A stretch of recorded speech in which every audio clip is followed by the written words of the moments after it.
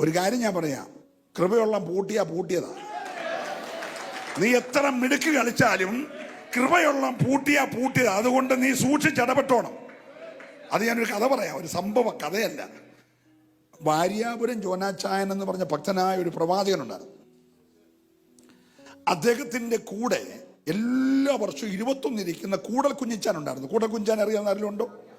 Okay, കൂടൽ കുഞ്ഞിച്ചാൻ. എല്ലാ 21 ഇവർ ഒന്നിച്ചിരിക്കുന്നത്, ഒന്നിച്ചുള്ള ശുശ്രൂഷ അനുഗ്രഹം കേട്ടോ. ഹല്ലേലൂയ, അത് തുടങ്ങിയേക്കുക. അപ്പോ ഈ ഇവരിങ്ങനെ ശുശ്രൂഷിച്ച് ദൂതൊക്കെ പറഞ്ഞപ്പോൾ ഇതിനിടയ്ക്ക് യോഗത്തിനിടയ്ക്ക് ചുമ്മാ പരീക്ഷനായിട്ട് ഒരാൾ വന്നിരിപ്പുണ്ട്. ഇവിടെ അല്ല, യോനാച്ചാന്റെ വീട്ടിൽ. ഫ്രീസലോ. അപ്പൊ അദ്ദേഹം അവിടെ ഇരുന്നുകൊണ്ട് ഇങ്ങനെ ഈ ദൂത് പറഞ്ഞപ്പോൾ ഈ കുഞ്ചാനെ കണ്ണിന് ചെറിയ കാഴ്ചക്കുറവുള്ളതുകൊണ്ട് പുള്ളി ശമ്പളപ്പൊട്ടിരുന്ന് മടിയിലൊരു തലവണ വെച്ച് തലവണയിൽ ഇങ്ങനെ കൈ കുത്തിയിരുന്ന പ്രവചിക്കുന്നത്.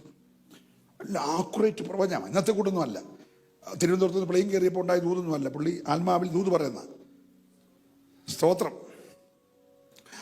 അപ്പോൾ ഈ ദൂത് പറഞ്ഞ കൂട്ടത്തിൽ മത്തായി എന്ന് പറയുന്ന ഒരാള് ഈ യോനാച്ചാൻ്റെ അവിടെ ഇരുന്ന് ഇതിനെല്ലാം വിമർശിക്കുക. മൊത്തം അന്ന് മൊബൈൽ ഇല്ലാത്തതുകൊണ്ട് അതിനകത്ത് കമൻ്റ് ഒന്നും ഇടുന്നില്ല, വിമർശിക്കുന്നതേ ഉള്ളൂ നേരിട്ട്. സ്തോത്രം. എഴുതി വിടുന്നൊന്നുമില്ല, ഇരുന്നങ്ങ് വിമർശിക്കുക. ഇപ്പൊ ആത്മാവ് നിറഞ്ഞ കൂടൽ കുഞ്ചാൻ പറഞ്ഞു, സഹോദര, നിന്റെ കണ്ണ് ആറ്റരികത്തെ കാക്ക കുത്തിക്കൊണ്ട് പോകുന്നത് ഞാൻ കാണുന്നു എന്ന് പറഞ്ഞു. അയ്യോ, കഷ്ടകാലത്തിന് വേറെ വല്ലതും വേണം. മത്തായി ഇളകി, മത്തായിയിലെ പൂത ഇളകി കൂടൽ കുഞ്ഞിച്ചായനെ വിളിക്കാൻ ഇനിയൊന്നുമില്ല. പുള്ളിക്കറിയാവുന്ന എല്ലാ ആംഗലേയ സാഹിത്യത്തിലെ ഭാഷയും പുള്ളി വിളിച്ചോളാം. യോനാച്ചാൻ പറഞ്ഞു, എൻ്റെ മത്തായിച്ച, നീ വീട്ടിൽ പോകും, വടക്കുണ്ടാക്കാതെ യോഗം നടക്കാതെ 21 ദിവസം ഉപവാസമല്ല, ഇന്ന് 16ാമത്തെ ദിവസം, നീ വീട്ടിൽ പോകുന്നൊക്കെ പറഞ്ഞ് കാല് പിടിച്ച് വീട്ടിൽ വിട്ടു. ഒരു വർഷം കഴിഞ്ഞ് വീണ്ടും എല്ലാ വർഷവും 21, രണ്ടാമത്തെ 21 വരിക. അപ്പോൾ കൂടൽ കുഞ്ഞിച്ചായം വന്നു. ഈ പുള്ളി ഇങ്ങോട്ട് വന്നിട്ട്, എടോ കള്ളപ്രവാചക കുഞ്ഞുഞ്ഞെ, എൻ്റെ കണ്ണിപ്പോഴും ഉണ്ട് കേട്ടോടോ, എൻ്റെ കണ്ണിപ്പോഴും ഉണ്ട്.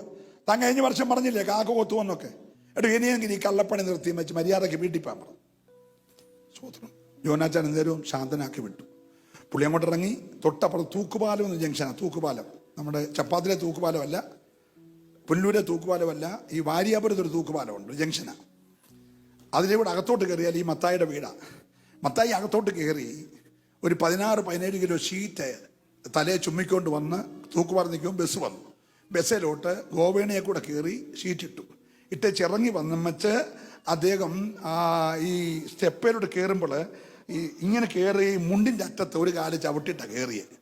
അപ്പം പുള്ളി അങ്ങോട്ട് കയറിയപ്പോൾ മുണ്ട് ഇങ്ങോട്ട് വലിച്ചു പുള്ളിയെ. നമ്മളാരും വേണ്ട, മുണ്ട് വലിക്കും. മുണ്ട് ഇങ്ങോട്ട് വലിച്ചു, പുള്ളി അങ്ങോട്ട് കയറി, പുള്ളി താഴോട്ട് വീണു. ഇതറിയാതെ കിളി വെല്ലടിച്ചു. കിളി എന്ന് പറഞ്ഞാൽ അറിയാമോ? പണ്ടുണ്ടായിരുന്ന ആളാ. ബസ്സിൽ കിളി വെല്ലടിച്ചു, വണ്ടി എടുത്തു, തലയെ കൂടെ വീലങ്ങ് കയറി. ഈ ആപ്പിള് പൊട്ടുന്ന പോലെ തല പൊട്ടിയപ്പോൾ കണ്ണ് തെറിച്ചു.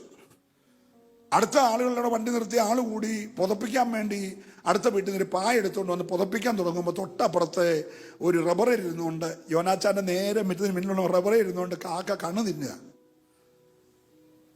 എല്ലാരും ഇവിടെ ഉണ്ടല്ലോ അല്ലേ?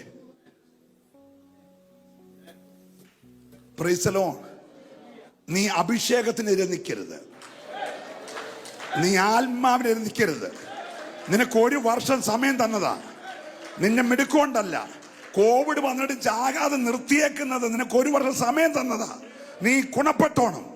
നീ അഭിഷേകത്തിന് വിരോധമായിട്ടുള്ള എഴുത്തും പറച്ചിലൊക്കെ നിർത്തിക്കോണം. ദൈവം ഇവിടെയുണ്ട്.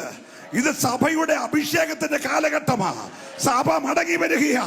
വിശ്വസിക്കുന്നവർ മാത്രമേ അത് കരമടിച്ച് ദൈവത്തെ ആരാധിക്കട്ടെ. ഇത് പരിശുദ്ധാത്മാവിന്റെ സമയമാ. നിന്നെ ദൈവം ഉപയോഗിക്കാൻ പോകുകയാ. ഓ റബ ശബ്ദര.